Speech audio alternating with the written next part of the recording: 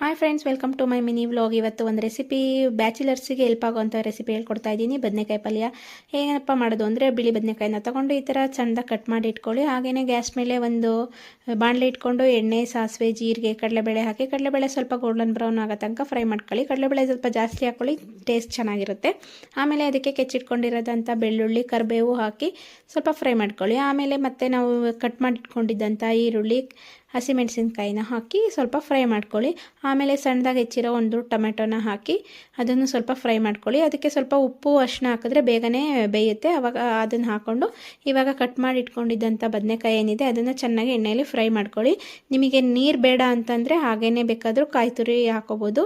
ಇಲ್ಲ ಸ್ವಲ್ಪ ನೀರು ಥರ ಇರಬೇಕು ಅಂದರೆ ಸ್ವಲ್ಪ ನೀರು ಹಾಕ್ಕೊಂಡು ಇನ್ನೊಂದು ಸ್ವಲ್ಪ ಒಂದು ಕುದಿಸ್ಕೊಂಡ್ರೆ ಬದನೆಕಾಯಿ ಪಲ್ಯ ರೆಡಿ ಆಗುತ್ತೆ. ಅದ್ರ ಮೇಲ್ಗಡೆಯಿಂದ ಕೊತ್ತಂಬರಿ ಸೊಪ್ಪು, ಸ್ವಲ್ಪ ಕಾಯಿ ತುರಿ ಹಾಕ್ಕೊಂಡ್ರೆ ಪಟಾಪಟ್ ಅಂತ ಬ್ಯಾಚುಲರ್ಸು ಮಾಡ್ಕೋಬೋದಾದಂಥ ಬದನೆಕಾಯಿ ಪಲ್ಯ ರೆಡಿ.